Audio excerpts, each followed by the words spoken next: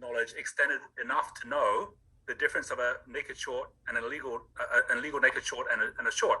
What I didn't know was that illegal naked shorts, where you basically don't have the share to buy, they still had to cover within 2 days, is what I thought. What I didn't know was there was all these ways that they actually never covered. And that's something I didn't even know was even possible until I heard it from Wes. I heard it from John. And so just to be really clear to everybody, we're not talking about, even though it's illegal, naked shorts where they sell like they have been doing, obviously, on many of our shares this last week, and then they look to cover within 2 days. This is where they sell and then they put out what's called an FTD, which is a failure to deliver. And instead of 2 days, you've now got basically the SEC, FINRA saying, that's okay, now you can take the next month, and if you still don't do it, we'll give you extra time, which gives them all this time to basically make the retail investors panic, get them to sell at a lower price, buy back, and then maybe not even buy back, maybe just basically say they've settled offshore, off exchange. And so because of that, you've got all these fake shares that are out there, which is a whole different problem from someone illegally naked shorting you, right? It's talking about fake shares here. So I just want to share that I would never have known that was even possible if I hadn't taken these steps. And I think between us, we've had like a couple of dozen CEOs in the last week that have actually reached out. And so there's a huge need we can see for the publicity as well as for the education. What we have with the SEC are rules that were the rules at a time when press releases came out, once a month, where earnings reports came out every 3 months. Everything's done by letter. We're living in the social media age. Like, these criminals are not waiting for a earnings report in order to short us, right? They're doing it in real time every single day.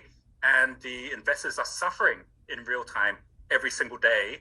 And so when you see someone like Elon Musk as a CEO go, I'm going to get on Twitter and I'm going to use that as my public platform, and then get in trouble with the SEC because of it, there's a risk. But at the same time, we have more of a responsibility to not get ourselves, our companies, and our shareholders ripped off than to follow an SEC rule, which is out of date, right? And I'm prepared, like if they come and say you shouldn't be saying this stuff, to argue my case to them. And the more CEOs that actually get together and say basically on a day-to-day basis, this is what's going on, this is what we're doing, we have a responsibility to communicate more effectively. I believe this can go in.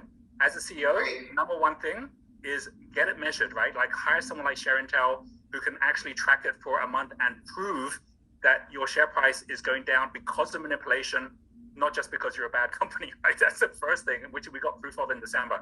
Number two, take the legal action and let your shareholders know, right? Like, this is what's going on, because they're wondering what's happening.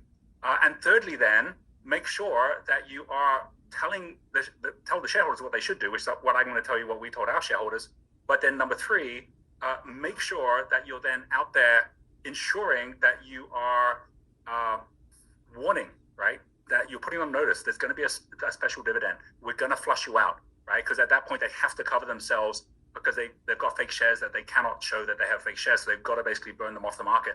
So that third aspect, which is making sure you have that and you have those actions, right? And then from there, right, the final two steps are then implementing all these different pieces that come from an EGM. Bring your shareholders in so they're voting on the things that you care most about, right? And then the final piece is make sure that you've got a healthy company so that they can't get the first thing they want, which is to make you bankrupt, so they never have to cover themselves. Because what better profit than a naked short where you get 100% profit because you never had to buy anything off the back of it and you just keep all the money for yourself. That's why they can't help themselves.